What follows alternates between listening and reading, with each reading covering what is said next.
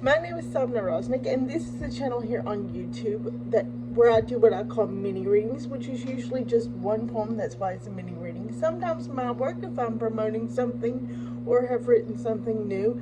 Sometimes other people's work. Now, I'm not feeling very well, which is why I don't have on makeup and all that jazz. Usually I try to be a little bit better turned out for you guys, but Helen Vendler died very soon after I filmed my last bunch of videos that I filmed for this channel, because I film them in blocks. I've talked about that before, and then I release them one every month. I film them in blocks because I have some chronic illness issues, and that allows me to film a bunch of videos at once and then release them on a schedule over time. And that allows me to keep the release schedule here on a more regular basis than it has been over the years up to the last year, right? Well, anyway, I think she died on, it was the end of April 23rd or something. It was during National Poetry Month. And so it was either right after or right before I filmed the last bunch of videos, and either it slipped my mind to make a video about her at that time, or it was right after I made that bunch of videos or something like that. But anyway, I wanted to make a video in her honor because she was so important to poetry, especially for the 20th century. She's one of the most important literary critics for poets of the 20th century. That's what she's most famous for. Poets like Seamus Heaney, Yeats, Wallace Stevens, Emily Dickinson. She has shaped the way that we think about 20th century poetry, and of course for the period of time that she lived during the 21st century too. And so, I mean, I can't, and she did write poetry as well. She wrote her own poetry, and so I was going to my original plan was that I was going to read one of her poems in a mini reading video for my channel, because that's what my channel is. We read poems on this channel, right? But I was really hard put to find one of her original poems to read, which surprised me. Oh, my dog's out in the yard. She's going to get excited. So, I guess I'm going to be stuck reading one of her literary criticism essays. And I guess I shouldn't view it as being stuck. It's just, that's not the right wording. What it is it's just not what I originally planned. Oh, and if you've noticed, this happened since I made my last bunch of videos too. I fell, which I do a lot of. It's part of my chronic illness. I fell in my bathroom and broke my front tooth. So yeah, that's new, and you'll get used to looking at it. I haven't been able to go to the dentist yet because he had so many appointments that he couldn't make any for several months, and it's kind of a good thing because my insurance doesn't pay for dental work anyway, so I'm gonna have to save up so I can pay him cash, and hopefully, because I don't know how much it's going to cost, you know. I need a cleaning. I need to check that out. I don't necessarily need a cap. I'm not a vain person. It is a little bit sensitive when I eat and after I brush my teeth. So maybe, I don't know. And you know, mainly what I want is for him to check it and make sure, like, it's not going to have issues later on, like, as can sometimes happen. Like, I've not injured any nerves or anything. It's not going to rot out later or anything like that, you know. But so he may have to do something further with it, because I don't know how bad the damage is. But yeah, maybe put a cap on there, check out my other teeth, make sure they're still good, because it's been like 20 years since I've been to a dentist because my insurance doesn't pay for it. So depending on how much work needs done and how much I'm able to save between now and when he has an appointment open, whenever he calls me to say that there's one open, I'm gonna see if he's willing to let me pay on a payment plan. It's a thing. It's a whole thing. But it's also part of living with my condition. I have taken more falls in my life than I bothered to count. When I was younger and more mobile, I fell so many times a day that I didn't even bother keeping a log because it was useless. I was trying to live my life and it would have been too much.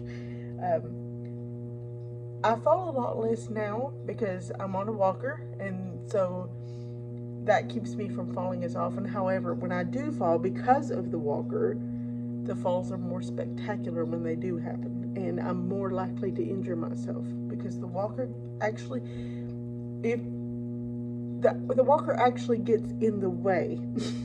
Like if I get to the point where I'm actually lost complete control on the walker, then the walker gets in the way.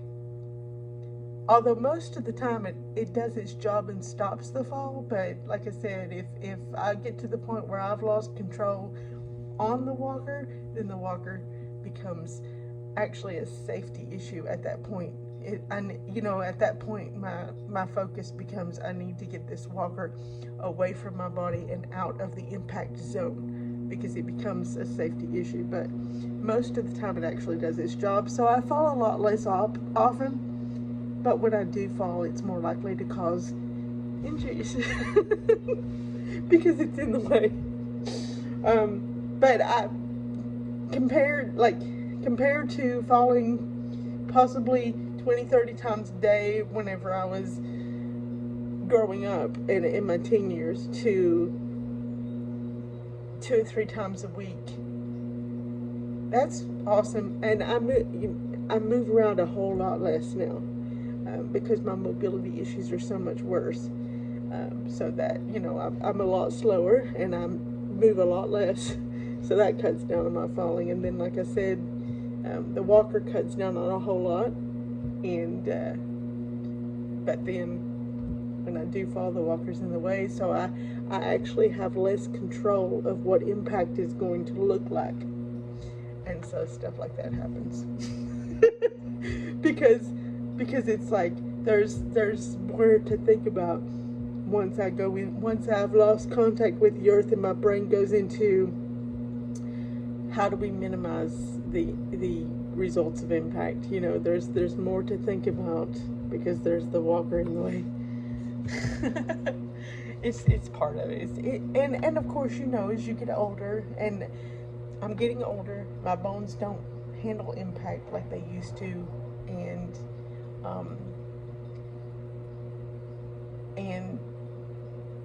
injuries accumulate over the years, and your body gets more fragile from the injuries, and it gets more fragile over time anyway. So all of that is just coalescing into more injuries resulting from lesser falls than used to be the case, and it's just the natural march of time. Anyway, we'll get that taken care of eventually, and if it turns out that I can't, you'll just get used to looking at it. I'm sure I will too. For me, the main thing is not so much getting used to looking at it, is getting used to what it feels like inside my mouth, because it's got some sharp, jagged edges, and so the inside of my lip in here, it rubs that and cuts that sometimes. So it's actually starting to build up a callus in there, so that's not so bad now. But getting used to what it feels like against my tongue, against the inside of my mouth, and also it's affecting, of course, the sound of my words, the way I form my words, because the way that air goes through my teeth whenever I speak, so it affects my S's and my F's and my T's. I'm sure you've already noticed that if you've been watching my videos for a while.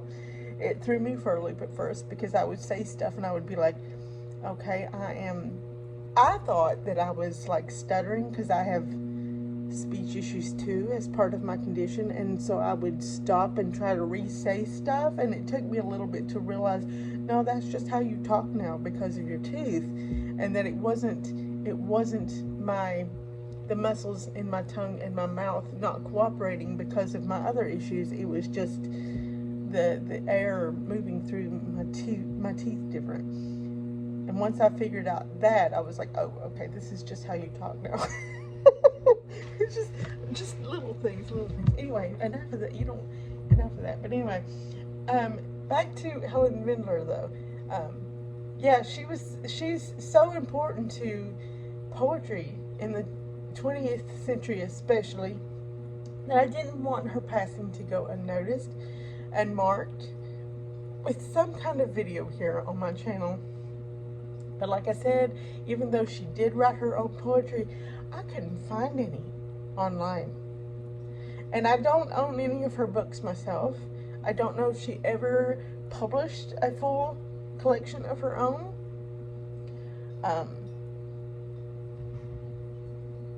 I don't know. But so and the thing with, there is this prevailing thought, and it may be like just a writer's, because if you're on the writer end and not the editor end, and let's be real, most writers are a little bit of both. I'm a little bit of both. I write poetry and I submit on the bottom, but I also edit an e-zine, so I'm also in control of receiving submissions and having to make the accept, reject decisions and the executive decisions, right? So I'm on both ends of that spectrum, and I know a lot of poets who do both. But poets who do publish collections, they can have some resentment towards literary critics who review books, which is another thing that I also am a book reviewer. And so I understand that whole dynamic from both sides too, because whenever I release a book, I have to get book reviews too, and they're not always approving. Sometimes I had one book reviewer who accused me of being prejudiced in my poems, and I was like, and I remember reading that book review and thinking to myself, actually the intent of that poem was the exact opposite, sir. How could you miss that? But in the interest of, free press and everybody being allowed their opinion, I was like, yeah, go ahead and publish that, and you can find that review online anywhere. I mean, it's out there. But I remember reading that and thinking, you missed the entire point. The entire point. But okay. So and as a book reviewer myself, whenever I read a book and I know that the review I'm about to write is going to be scathingly negative, because sometimes, book reviews are subjective, just like any other opinion, and sometimes you just really don't like this book you had to read. You just don't. And you just don't like the poetry, or whatever it was, And I'm one of those book reviewers that it's like, I'm gonna write an honest review.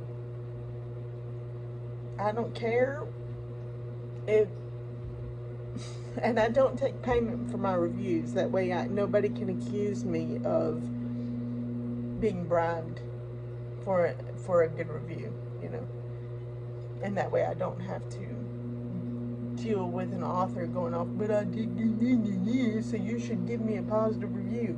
I'm not even going to put myself in that position to have to stare that down. It's like, if you ask me for a review, you're going to get a positive one. No, you're going to get a honest one. And that means that sometimes you're not going to like it, right?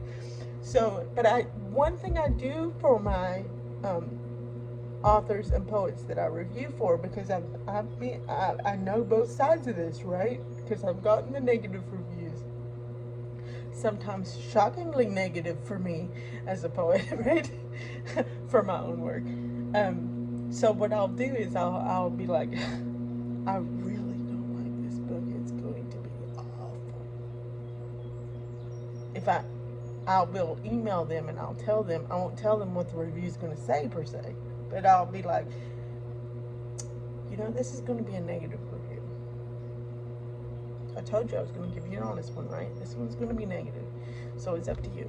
Do you want me to go ahead and publish this? Or would you rather me just hold it back and we'll just act like I never read it? And that this whole exchange never happened, and you can go and ask somebody else to read it. I give them the choice. To their credit, most of them will go ahead and publish it. But there are some who will be like, no, okay, that's okay, I'll move on. And I don't blame them. Because, some people are just more sensitive characters, Which, if you're a sensitive character, though, you really need to just go get a different profession. Don't be a writer. That's like my number one advice to writers who are just starting out. You do not need, if you are in the least bit sensitive, you do not need to be a writer, because in order to be a writer, you have to almost, because nobody actually does enjoy it, but you have to almost enjoy being beat up. And verbally, because you are going to get rejected and you are going to get the criticism, and it's tough. It's not for the faint-hearted, right? You are going to get run through the mud. Because you're going to put your heart and soul and sweat and blood into whatever you're writing, and then maybe 1% out there are going to be like, oh, this just really touches my soul and I relate. Everybody else is going to be like, that is the worst thing I've ever read in my entire life. That's the way it is. But anyway, and then some of them will be like, yeah, you can publish it, but after you publish it, they throw a toddler tantrum on you. I've had that happen too, and it's like, well, I gave you the choice. I told you it's going to be negative. So writers, because of that, writers have this kind of almost built-in, almost subconscious resentment towards the literary critic. And around that, I think, has come this idea that society has in general, that the literary critic doesn't matter. Nothing they do is important. Why are they even there? We don't want to hear them. Nobody wants to hear anything they say, and nothing they say is important. The only people who understand that they are the psychologists. The psychologists get it. Psychologists will tell you that the literary critic is right up there and important. It's the literary critic is almost more important than the writer themselves, because the writer is sitting there writing, but it's the literary critic that shapes the idea, the popular cultural idea that people get based on what the writer is writing, right? The writer has their own idea about what they're writing. The literary critic comes along and shapes how society views what the writer has written. They're the ones that tells you in your school textbook how you're supposed to interpret the poem that's in your school textbook. So they're the ones that's interpreting what is in the literary canon that we're supposed to learn at school. What's considered a literary classic that we're supposed to learn. They are the ones that are deciding how any book or any poem or any play or any movie is supposed to be interpreted by the the masses, how the masses are supposed to be thinking about that. That's what the critics, the literary and the film critics and the music critics, that's their job. And somehow the masses are like, I thought that I came up with the idea that this and that are good, and that this and that are the thing to listen to. No. The literary critic, the music critic, the film critic are the ones who decided which songs, which films, which books even got out there for you to be able to listen to, even made it to the radio airwaves or the streaming services or the movie theaters, right?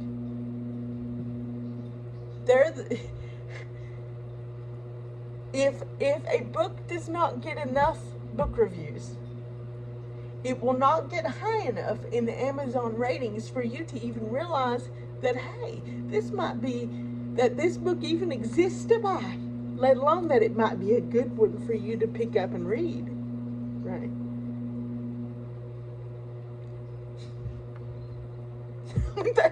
That's how the world works. So, and that's the way it has always worked. So, it's not so much the writers.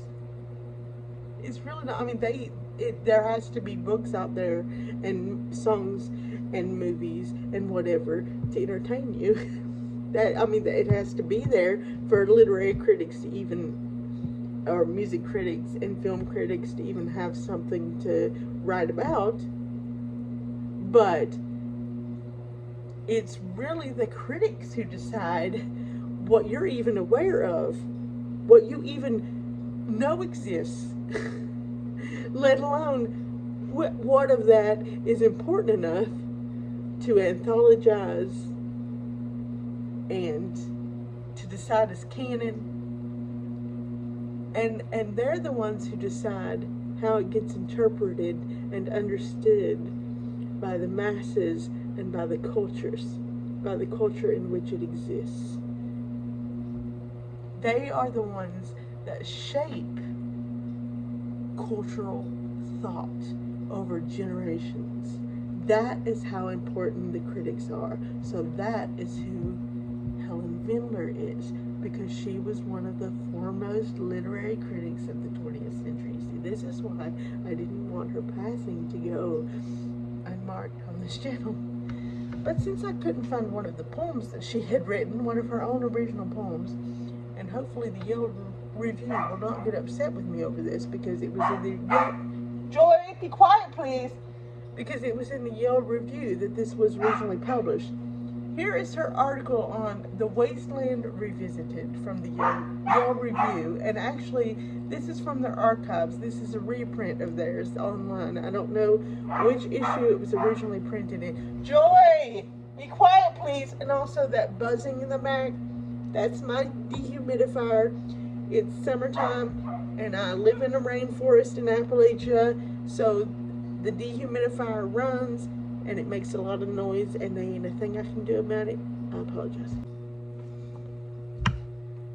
Sorry about that. Hopefully I can edit that out in the final thing if I can figure out. I got this new editing software. We'll see if I can figure out how to cut. Anyway, I'll start back to the beginning. The Wasteland Revisited, Helen Vendler, out of the Yale Review. We know that The Wasteland is canonical because it has received the homage of parody. And when we were out on Bell, staying with the Dalai Lama, my uncle, he gave me a ride on a yak, and I was speechless. He said, Mamie, grasp his ears, and off he went beyond Yonkers. Then I felt safe. I drink most of the year, and then I have a Vici. I'm not sure if I pronounced Vici correctly. I do drink in moderation, but I don't drink in a great variety. I'm too poor for that. And like I said, in moderation, mostly for medical reasons. Anyway, we won't get into that, but very, very moderation.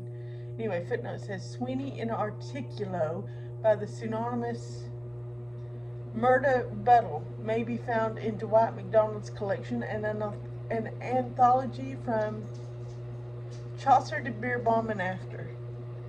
Back to the top of the article. Scroll. Okay.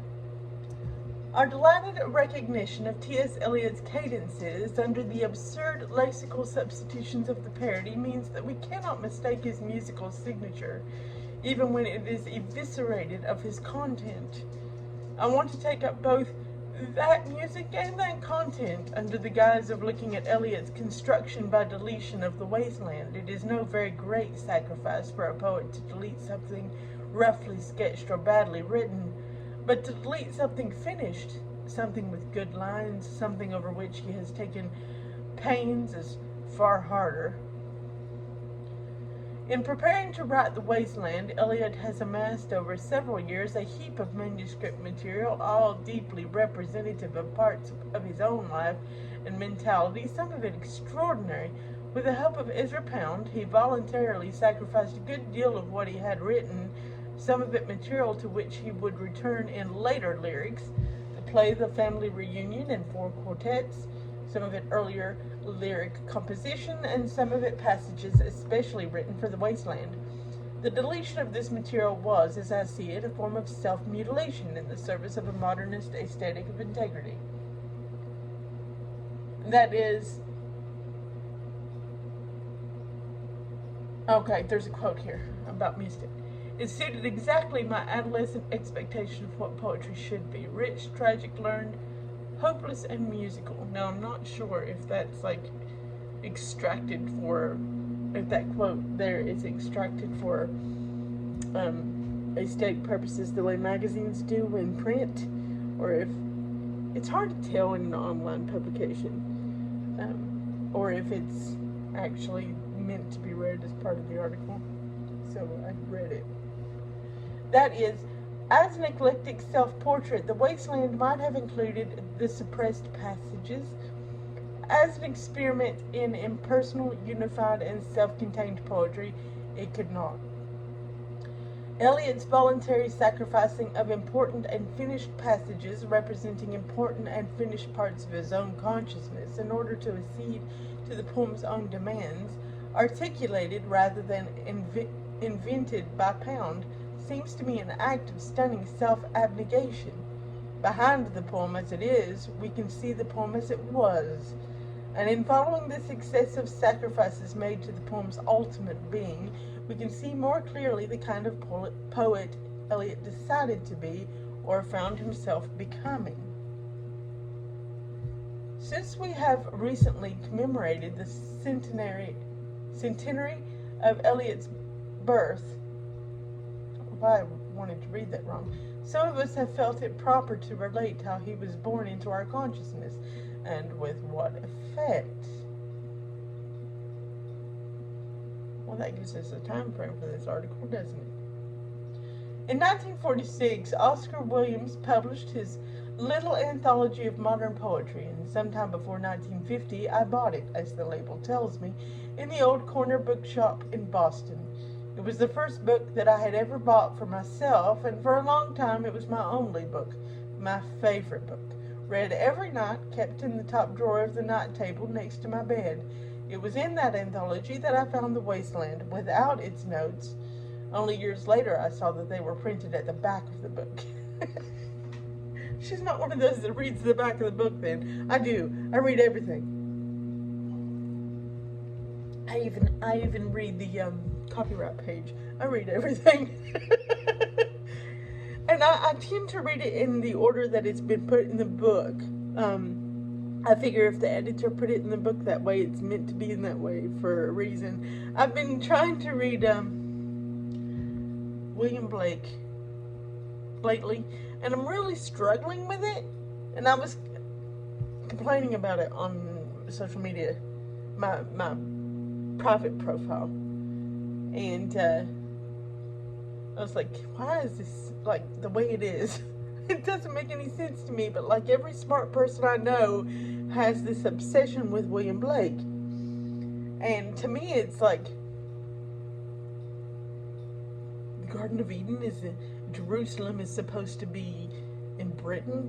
Blake, what's wrong with you? You know, I'm like, it just seems very niche in a weird religious, it's almost like, and this is going to offend people, but I don't know how else to explain this. It's almost like the Church of the Latter-day Saints, except British version.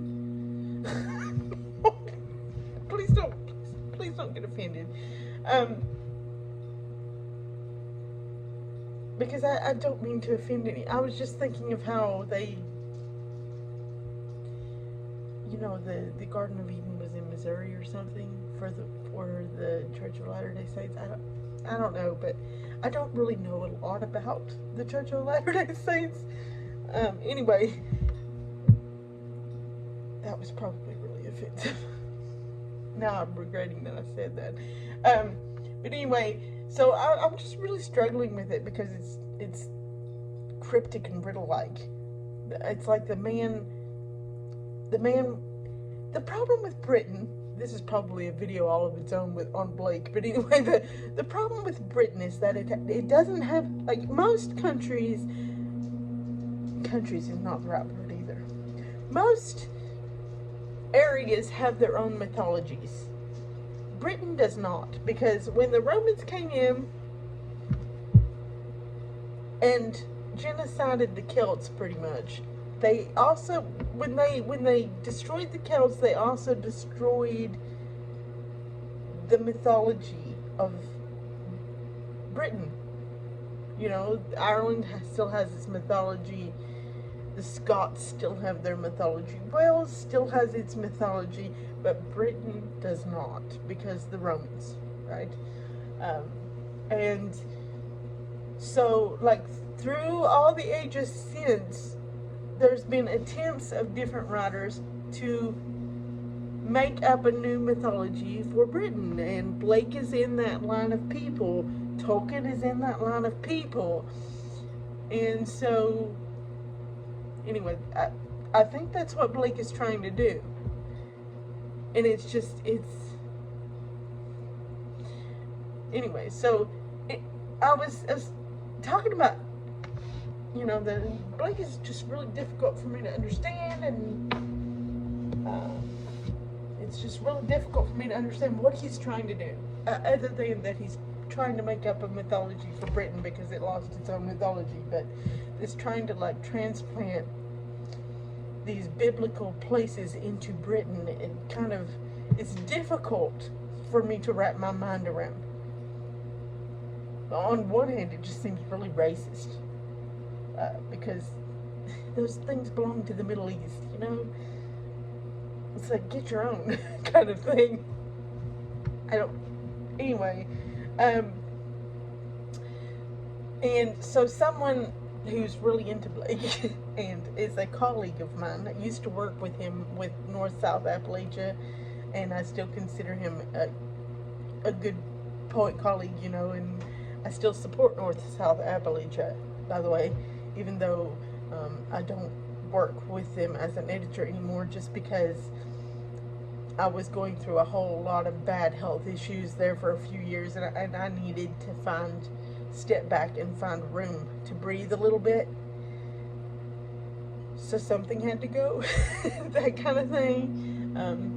Maybe, and you know, I did eventually get the new diagnosis that I needed to get, and we're still working on ironing out stabilizing treatment and stuff, though. But hopefully, eventually, I'll be able to pick that back up. But you know, I just needed room to focus on health issues.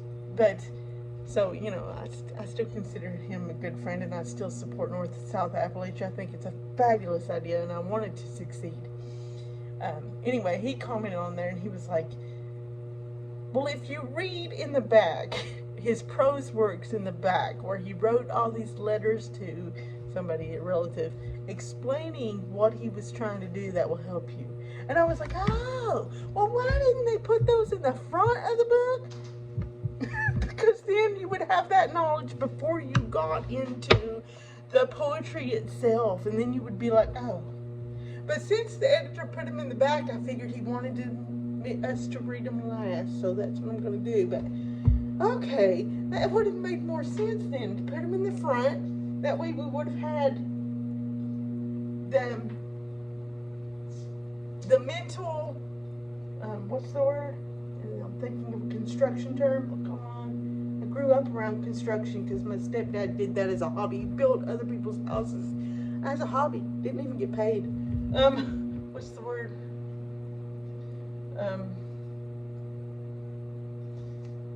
My brain does this anymore, where I lose names and nouns. Scaffolding. Where you have the mental scaffolding. So you would have the mental scaffolding to be able to understand what you were about to read. But anyway, so yeah, I read everything, and I tend to read it in the order the editors choose to put it in the book. But apparently she doesn't. Because she was like, didn't even know the notes were there. That's funny. Anyway, I read this new poetic object without, as I recall, any unease, and with an almost superstitious gratitude for its existence. It suited exactly my adolescent expectation, there we go, of what poetry should be: rich, tragic, learned, hopeless, and musical. Because I had been taught Latin, good for you, and Spanish and French and Italian as a child, Eliot's quotations, even the Greek and German and Sanskrit, did not frighten me, and in fact seemed as natural as comparable quotations would later seem in, say, Matthew Arnold, where they served much the same solacing function. Oh yes, because her generation were still taught all that in school. Now, by the time I got into school, I was the very last of the kids for whom a foreign language was required in the U.S. That was done away with, actually, while I was in school. I was literally the last of the kids. Foreign language was required for 2 years while I was in middle school, and then the year that I started high school, they ended the requirement for a foreign language. But when her generation, apparently several foreign languages were still required, including Latin, and I think I miss that. I think it would have been. I miss it especially because in the age of the internet, you find yourself conversing with all these people from all these other places in the world, and they know. I mean, as a natural order, you talk to these people that know 6 or 7 languages, especially Europeans, and because Europe is really so small compared to the U.S. that knowing that many languages is extremely useful for them. And of course they have to know English because it's the language of the internet. It is the new lingua franca. It has taken over French. With the invention of the internet, it took over French as the common language of the world. So everybody has to know English in order to use the internet. And so I just feel, and then I talk to them and I have to tell them, I'm sorry, the only language that I'm really fluent, I'm familiar with other languages because I'm interested in that. I'm a poet. I'm interested in other languages. And I do dabble in other languages. And I took French in school because I was the very last of the kids that was required for, right? But I'm not fluent in anything but English. And so when I talk to these people, then I have to tell them, oh, I'm so sorry. I'm only good with English, and I feel arrogant. I feel like I'm coming across as an arrogant piece of blah, blah, blah, in comparison to them, because they can speak English better than me, and they're from the other side of the world. You know what I'm saying? So I think it would be. I think it would be a good thing if children were taught 4 or 5 languages just like the rest of the world. It's good for our brains, for one thing, keeps our brains elastic, and then we wouldn't come across as arrogant to the rest of the world. maybe. Maybe. Anyway, and it's just really handy.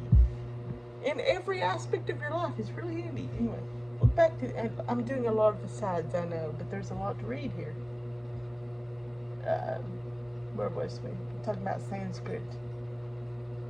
It was many years before I knew that the Sibyl of the epigraph was saying she wanted to die, because even Eliot's notes, when I eventually found them, were peculiarly silent on her utterance. Even without that information, the poem matched very exactly and assuagingly my own recurring adolescent wish to die. I think we all have that when we're adolescents, don't we? The wasteland became an invaluable fragment shored against my own young ruins, and when I learned that Eliot was coming to Cambridge, I wanted to see his face and hear his voice. Oh yeah, at 17 in November, I'm beginning to see why she was such a prominent critic. This is not the first time I've read Helen Vendler, by the way. It's just the first time I've read her in a while, and I can see why she's engaging, isn't she? It's like, oh yeah. And to meet Eliot. Wow. Anyway, and when I learned that Eliot was coming to Cambridge, I wanted to see his face and hear his voice. At 17, in November cold, I was part of the overflow crowd herded onto the glacial floor of Harvard's Memorial Hall to hear Eliot's lecture piped over the Sanders Theater. Piped over from Sanders Theater. At the end, I looked into Sanders and saw Eliot descending the stairs from the stage in a fashion that can be described only as episcopal, bowing wearily left and right to acquaintances, extending a benevolent hand to friends, with a smile so withdrawn and remote, and a physical languor and control so foreign to my experience that I recall it to this day. He was to me then, and still remains, preeminently the poet of the wasteland, the greatest single poetic invention, contraption, installation, hallucination in English of our century. Hallucination is, for me, probably the best word to describe the wasteland. Personally, that's how I felt when I read it. I was like, this is a hallucination.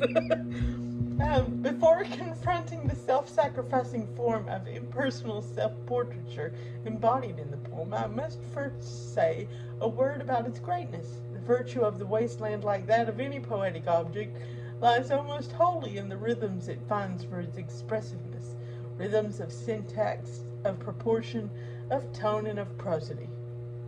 All of these appear here in such elaborate nuance and variety that it is impossible to catalog them. My ear is more ravished by the constant, unpredictable musicality in this poem than by any other prosody of this century, and in returning off into the wasteland, I have not found its unpredictability becoming stale.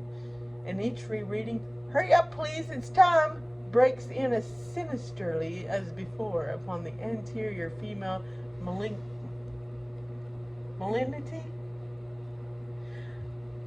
I know these words and I know how to say them, but because of my health issues, my mouth does not always it does not cooperate. So okay.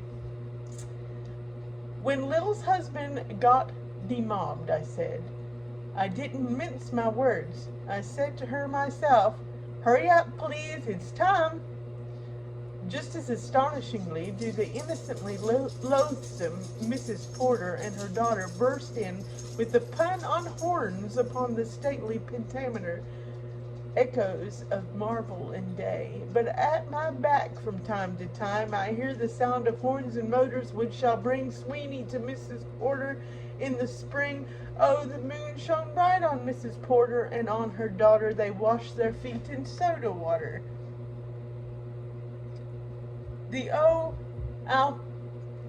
I'm not sure how to say it. I'm not good with Latin and phrases that come from music and stuff. So, like I said, I'm only fluent in English, and I definitely was not schooled in Latin. Now, my sister was. I took French. She took Latin. I wanted to take Spanish. It was not available in the school I went to, because Spanish would have been the most beneficial where I live. Anyway. Oh, the moon shone bright on Mrs. Porter and on her daughter. They washed their feet in soda water. No, I skipped something. The O altitudo that follows, these low ablutions, zooms up unforgettably, even in the 100th rereading. Oh, the moon shone bright on Mrs. Porter and on her daughter. They washed their feet in soda water. Et au ces voix d'enfance, chantant dans la coupole. The effect is thrilling and is not available in English poetry before Eliot. That's true. Free verse, or as he called it, verse libre, because that's the French, did not exist in English before T.S. Eliot. It existed in French before T.S. Eliot, hence why he called it verse libre. But he introduced it into English. And now it's the way everybody writes. Although, I have to point this out, and it drives me nuts, but I'm usually good about it, because what are you going to do? Most people do not actually write free verse. They call it free verse. It's not free verse. They call anything that does not rhyme free verse, and they slap it on a page and say, there, read my free verse poem, and they think that everything written today is free verse. No. Just because a poem doesn't rhyme doesn't make it free verse. Free verse does have form. It's called free verse because the form is constantly changing, not because it has no form. That's what people get wrong. The poetry that most people write today, postmodernism, I guess is what we're in now, is poetry without form, without rhyme. It just has no form at all. But true free verse does follow a form, and it does follow a meter, but the form and the meter are constantly changing from stanza to stanza. That's what makes it free. I'm sorry, that's one of my pet peeves. It is thrilling even if one does not know Verlaine's poem or Wagnerian connections. Thrilling because the suave rhythm of the French Alexandrine leaps so far away from the vulgar beat of the Australian ballad. Eliot is the zoom drive, the fisheye lens, and the panning camera of verbal effect. He soars up, he scans around, he dives in. The brilliance together of nervousness and nerve is uniquely his, plucking from the air the sounds and syncopations that would measure his psychic shakiness. He encoded them in the unrepeatable and unbreakable musical cryptogram we call the wasteland. In some lines that were dropped from the final version, Eliot described himself as the watchful seismograph of the London populace. Some lines, aberrant from the normal equipoise, record the motions of these pavement toys and trace the cryptogram that may be curled within the faint perceptions. Eliot's 33-year-old aberrant mind is, as this quotation suggests, most original in the tremulous recording of psychic heartbeats and subsequent tracing in words of their faint riddles. The ice-cold composing poet had learned to stand apart and observe the heated, confused, and fragile man within, this latter sometimes objectified as a female self, which was new in poetry at the time too. He was definitely breaking all the rules of Victorian poetry, aka romantic poetry, and that he was doing it on purpose. Eliot's observant and ironic assumption of an androgynous viewpoint represented by Tiresias, called in the notes the most important personage in the poem, helped make possible the self-possession of the wasteland, which, however great its lyric expressiveness, aspires to epic breadth and poise. Because that final poise is so complete and miraculous, it is useful to remind ourselves of what was sacrificed on the way to the poem's perfection. The rest of my essay will be addressed to that question. What did Eliot give up in order to give us what we have? The drafts, published in 1971, reveal some of the oddity of this impersonal, modernist self-portrait, the exemplification of Eliot's famous remark that poetry is not the expression of personality, but an escape from personality. What was sacrificed first of all in Eliot's escape from personality was America. Of all America's poems, The Wasteland is deliberately the least American. Originally, it was ostentatiously American, beginning in a quarter like Boston's Scollay Square. First, we had a couple of feelers down at Tom's place, and continuing in part 4 with a Coleridgean voyage from the dry salvages off Gloucester along the eastern banks, thence toward the Arctic, where the sailors, encountering a Melvillian iceberg, utter an immortal dropped line, "My God, man, there's bears on it." Even the hermit thrush of line 357, straight, though unacknowledged, from Whitman, is displaced. It is, says Eliot's designedly cosmopolitan note, a bird I have heard in Quebec County. The Europeanizing of the original manuscript was carried out by Eliot, not Pound. It was Eliot's pencil, according to Mrs. Eliot, that scored through the opening scene in Boston and in the New England Sea Passage. Pound confined himself to some deletions, not scoring out, as Eliot eventually did, the whole.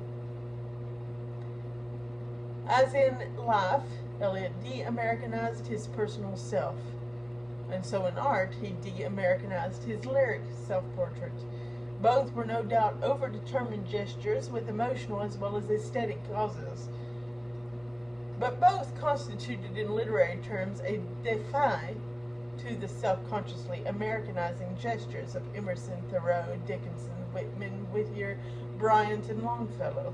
Eliot also extended the defy to Longfellow's genteel Europeanizing of American literature through pious sonnets to European shrines, memorials uttered by a tourist rather than an inhabitant. Eliot's poem, like From the Draft, included a woman, baby faces, and a man, the whole family romance. A woman drew her long black hair out tight, and bats with baby faces in the violet light whistled and beat their wings. A man crawled downward, down a blackened wall, as if to insist on the family gestalt. The baby-faced bats and the hair-fiddling woman are replaced in the draft by a deformed, large-skulled child, clearly a surrogate for the impotent Fisher King speaker, since, like the speaker, the infant hydrocephalus sits by a dried-up bank. The fiddling of the woman and the Keatsian whistling of the bats are figures for the music of this poem, a music subsequently transferred to the infant hydrocephalus who sat at a bridge end by a dried-up watercourse and fiddled with a knot tied in one string.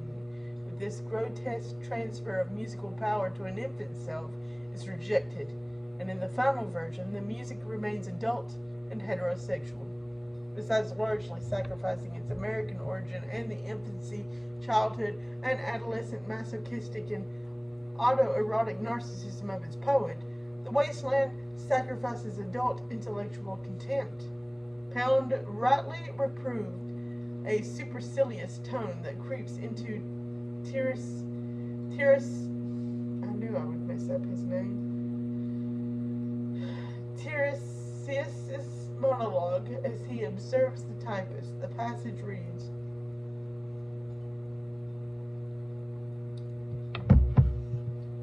I, Tiresias, old man with wrinkled dugs, perceived the scene and foretold the rest, knowing the manner of these crawling bugs. Too easy, Pound scribbled. The same scientific tone of de haut en bas pervades the anti-Semitic passages, Graves' disease in a dead Jew's eyes, and contempt animates the Fresca passage totally dropped, in which we are told that odors confected by the cunning French disguise the good old hearty female stench. Yeah, that will probably offend some people too, but if you know anything about Ezra Pound, then you would have to be prepared for there being some mentioning of anti-Semitism in here somewhere. Because Ezra Pound. Okay. History is what it is, people. We can't just change it because we don't like it. Okay. The Wasteland is the poem of a young man whose defenses sometimes wanted to manifest themselves as clinical superiorities. In canceling the overt contempt while retaining social satire, Eliot allowed a sober pity to surround both the pub scene and the seduction in the typist's flat. Eliot was also willing to sacrifice for the sake of the aesthetic headiness he was after, evenness and homogeneity of language. The hesitancy and diffidence, not to say dislike, so many have felt before Eliot's aggressive writerly textuality attest to its difference from the smooth, readerly form of 19th century poetry. Even Browning, at his most expostulatory, see, another one of those words I know and can't say, expostulatory, believed in a continuity of a sort.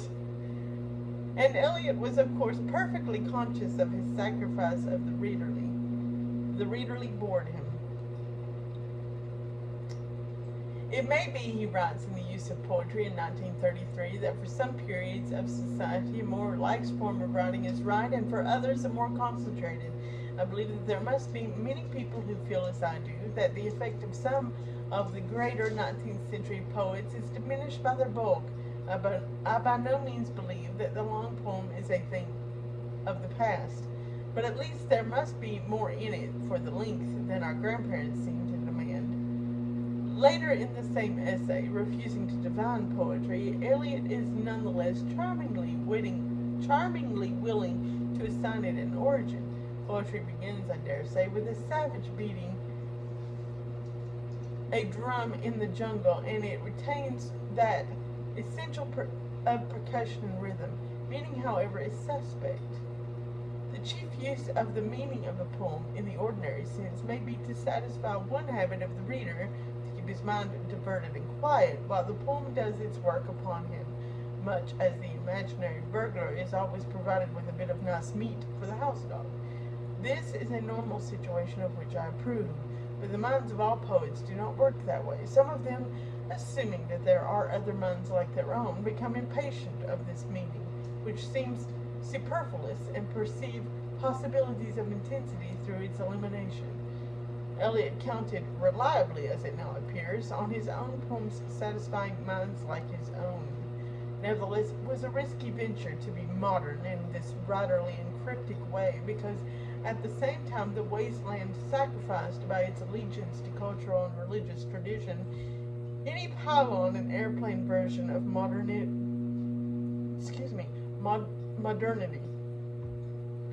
In the 30s, the young lady Dorothy Wellesley, who considered herself a member of the avant-garde, wrote sublimely to Yeats. But Eliot, that man isn't modern. He wrings the past dry and pours the juice down the throats of those who are either too busy or too creative to read as much as he does. I believe that in time to come he will be regarded as an interesting symptom of a sick and melancholy age. The question is, does he crib? Other readers looking for patent modernity of reference have also judged The Wasteland to be a reactionary poem. I can see that, yes. It does seem reactionary to me too. I can totally see that, especially in context to the times. In the event, it became the poem that made free verse the symbol of the modern, and Hermeticism the symbol of the modernist. Besides thematic modernity, The Wasteland sacrificed for its modernist ends something that was dear to Eliot's own heart, the centrality of the Christian religion. Yeah, it certainly did. Given his subsequent baptism in 1928, I do not doubt that de-emphasizing Christianity was, even in 1921, some sort of sacrifice, though he was throwing down a gauntlet to his family. Western religious beliefs survived in the poem, of course, in the allusions to Ezekiel and Ecclesiastes, John the Baptist, Christ at Emmaus, St. Augustine, the Holy Grail, Dante, and the ruined churches. But Eliot's ostentatious deference to anthropological universalism in his use of vegetation myth, and his even more ostentatious closure in Buddhism, shanty, shanty, shanty, the three most famous words in the poem, made this work by an American not only a European poem, but a world poem, one of pantheism. The example of Yeats and Joyce, not to speak of Whitman, may have exerted some influence here, but Eliot's Sanskrit studies and the definitive adulthood they represented for him as a deviation from family practice, which his thesis on Bradley failed to achieve, played a larger part. As we know, Eliot's intellectual ambition to encompass world thought, Christian and non-Christian, was finally put aside in favor of territorial, familial, Anglican piety represented by the Dry Salvages, East, Coker, and Little Gelding, respectively. Krishna has become, in the Dry Salvages, a footnote. I sometimes wonder if that is what Krishna meant. It's interesting, though, that evolution in Eliot, because I see that happen in people in general. Like, they go through a period where they want to be independent. I think it starts earlier than your teens, but it becomes pronounced in your teens, in your 20s, and your 30s. You want to be independent. You want to have your own family. So, and you're thinking in terms of the world and the big picture, or at least you try to. And if you don't, I think there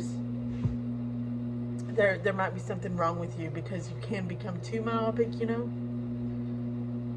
There's something necessary about human development as a human being for you to do that.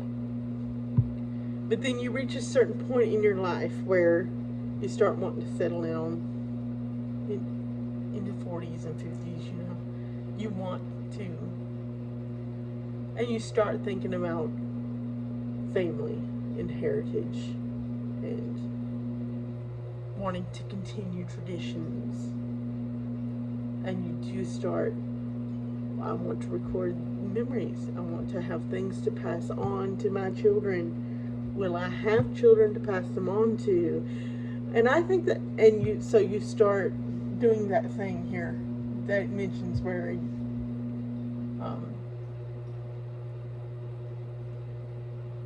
where you get more territorial and familial, and a little bit more more thinking about it in terms of religious, spiritual thinking, whatever you want to call that, where you start thinking of God or whatever. Just like, you know, I think all humans go through that cycle. I think it's just part of natural human development. And so I'm not surprised at all to see that in Eliot or in any other, because I've seen it in almost every human being I've met, those that I've had opportunity to know over the course of a long haul. And I mean, that's just the natural course of things, of the natural evolution of the thought process of a human being. That's how it works. And if that's the natural thought process, the natural inner world of a human being over the course of their lifespan, then of course the poetry would reflect that. That makes total sense to me. Anyway, in making its claim to universal extension, comparing the Buddha's fire sermon in importance to the Sermon on the Mount, the Wasteland may make its one aesthetic error. The ethical ending, give, sympathize, control, has never seemed to me so powerfully voiced as the rest of the poem. I suspect that this ending owes less to the Buddha than to the psychological prescriptions in Lausanne of Dr. Roger Vitoz, whose regime, according to his own writings, emphasized the willed control of the conscious mind over the unconscious. The ethical cure seems feeble as a literary weapon against the representation of the poem of that emotional derangement, which has been a lifelong affliction, as Eliot described it in a 1921 letter to Richard Aldington. In addition to the thematic sacrifices of Americanism, no, not Americanism. In addition to the thematic sacrifices of Americanness, autobiographical self-portraiture, conventional modernity of reference, and a closure on Christianity, The Wasteland notoriously exhibits the sacrifice, formally speaking, of the single point of view. Eliot, like Sloppy, decided here to do the piece in different voices. Had The Wasteland been written as a lyric, it might have resembled certain speeches in the family reunion from 1939, such as the exchange in which Harry, who thinks he has murdered his wife, asks, "Is the spring not an evil time that excites us with lying voices?" To which Mary responds with a group of sexually suggestive and masochistic figures. "The cold spring now is the time for the ache in the moving root, the agony in the dark, the slow flow throbbing the trunk, the pain of the breaking bud." Harry in turn identifies spring with the ritual sacrifice and the return of the ghosts of the drowned. Spring is an issue of blood, a season of sacrifice, and the well of the new full tide, returning the ghosts of the dead, those whom the winter drowned. Do not the ghosts of the drowned return to the land in the spring? A good deal of the family reunion reads like a dramatic gloss on the sexual disturbance and elegiac commemoration of the wasteland. The original epigraph that Eliot had proposed for the poem was Conrad's "The horror, the horror!" and a more precise knowledge of that inner horror and disgust may perhaps be seen in Harry's speech in the play. It is not being alone that is the horror. To be alone with the horror, what matters is the filthiness. I can clean my skin, purify my life, void my mind, but always the filthiness that lies a little deeper. Such lyric expressions of a single continued character are precisely what the wasteland, in my view, decides to sacrifice. The sacrifice is not, however, made in favor of a Bakhtinian dialogism, since none of the voices in the wasteland can count on speaking directly to and being answered by another. Lil and Stetson make no or next to no response when addressed, and the hostile married couple are locked in silence. Nor in place of consistent character or dialogue will the wasteland postulate, not even in the ruined mind of its intermittent chief protagonist, a continuous social tradition of the orderly sort that Eliot had described 2 years before in Tradition and the Individual Talent in 1990. The whole of the literature of Europe from Homer, and within it the whole of the literature of one's own country, has a simultaneous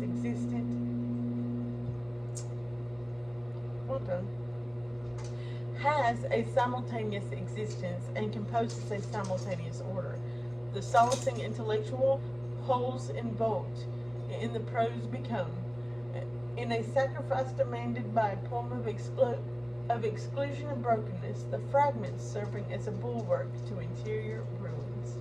Let me recapitulate in closing Eliot's sacrifices. In writing The Wasteland, he sacrificed his Americanness, his biological maleness, and any developed representation of his infancy, childhood, and adolescence in order to present a disseminated and androgynous version of self, not quite an adult and still less a child, by fate misbred. This self is full of unreal emotions and real appetite. In spite of that strong inclination to contempt that I have mentioned, Eliot reined in to a great extent his lyric or personal aesthetic and sexual disgust, and wrote instead an impersonal satire tinged with pity. He renounced evenness, homogeneity, and continuity of language, even abandoning meaning, as it is commonly understood, and appealed to a set of Western and Buddhist traditions that were as off-putting to his readers as they were genuine to himself. He sacrificed the exclusivity of Christianity and a coherent tradition seamlessly composed into an order in favor of an anthropological and archaeological fragmentation, and he sacrificed a lyric center or continuous protagonist. These sacrifices for a young, male, traditionally educated American Christian lyric poet with an obsessive longing for order were momentous ones. And now, what was gained? A surface so angular and refractive it made other poetic surfaces seem dull. A cast of characters so sinister and oblique they made other poems seem undramatic. A verse libra so teasingly allied to the pentameter that its music seemed both new and familiar.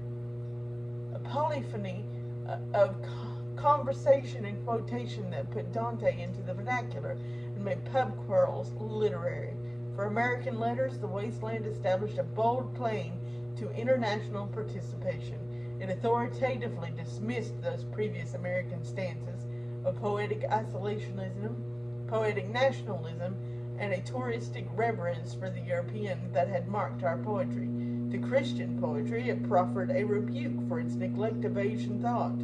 To the modern world, it asserted that modernity was necessarily a variant on the buried past, and that the truest modernity lay in becoming aware of the historical construction of one's own self. Finally, for lyric expression, it manifested a new consciousness that the lyric self was not only born but made. Pound's line from Canto 8 says it all. These fragments you have shelved. The self is a library, and the past is what we not only know, but are. The quotations set into the Wasteland concern, among other things, sex, love, madness, and death.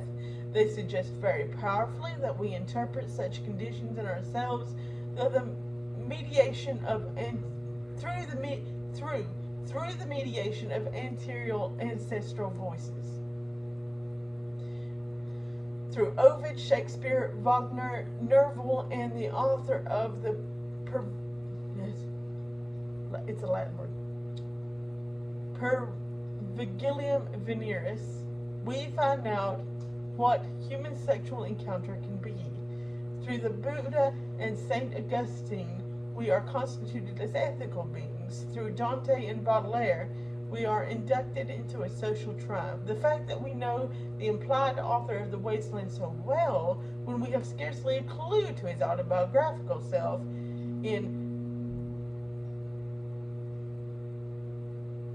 I'm sorry, I heard something. It may have been my nephew playing upstairs. He may have fallen or something, but I heard a big boom. Poor little boy. But kids play hard sometimes. Anyway, when we have scarcely a clue to his autobiographical self in propria persona, means that an anthropologically constructed self is as recognizable in literature as a more conventionally imagined psychological self prompting us through the poem to see the two as perhaps one. Wallace Stevens entitled one of his poems Men Made Out of Words, and The Wasteland shows us one such man made out of words. Stevens asks, what would we be without interior literary creation? What should we be without the sexual myth, the human reverie or poem of death? And he answers his own question. We would be castratos of moon mash, paltry emasculated imaginations. Stevens adds, life consists of propositions about life, and by propositions he means those enunciations from Homer onward by which we are inscribed and into which we inscribe ourselves. The whole race is a poet that writes down the eccentric propositions of its own fate. It was perhaps the Wasteland that made such a statement possible, together with the change of consciousness that such a statement implies. In celebrating the Wasteland, I should add, we must not forget the farcical moments of its gestation. That in the Boston scene, Eliot wanted to include the 1920 song Cubanola Glide, tease, squeeze, lovin' and wooin', say kid, what are you doing? That in the Dry Savages scene, falling into Boston phonetics, he wanted to rhyme reappear with gonorrhea. gonorrhea here. With gonorrhea. Okay, I'm not good with the Boston accent. I have met people from Boston. I love the way they talk. I can't recreate it because I'm Appalachian and I'm doing my best to code switch so y'all can understand me, okay? I can't recreate Boston. That his cautious use of perhaps and may drove Pound to write with asperity. Make up your mind, you Tiresias, if you know. Well, I'm quoting, so I'm going to say it. Know damn well, or I else you don't.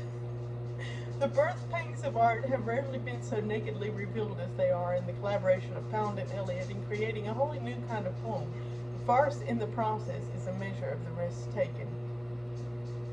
The deliberate self-mutilation and self-vacating visible in the drafts, what I have called Eliot's sacrifices, were apparently a necessary prelude to the arousing on paper of the loud lament of that disconsolate chimera whom literary history calls the author of the wasteland.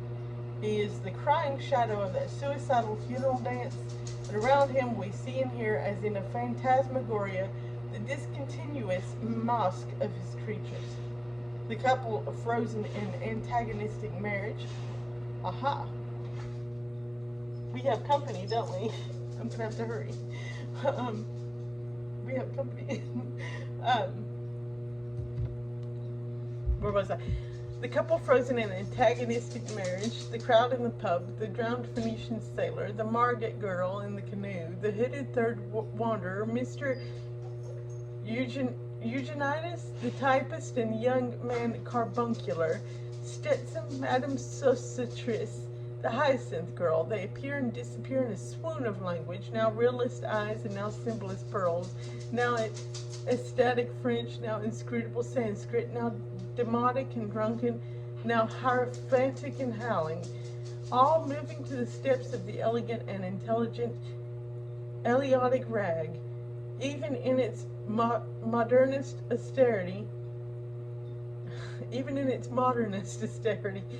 hiding its jarring American past. The wasteland nonetheless becomes the successful prototype of the homeless postmodernist assemblage.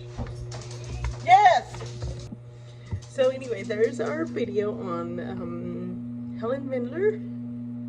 It was long, and because it was a long article that I read, and I added a lot. But I hope you enjoyed it, and I have company. My family and I are going to do a fire in our little fire pit tonight, and they're here, so I gotta go. But I hope you guys enjoyed all this, and catch you next time. Thank you so much for joining me here on this channel, and I hope you enjoyed it, and I hope that you find lots of other stuff on this channel that you enjoy. There's a lot of stuff on here, a whole big long library. So this channel has been here since 2011, so, and I will see you next month with a new video. I think I filmed this on June 7th, 2024. Whenever it goes up, it does. So anyway, thank you so much for joining me, and don't go hunting.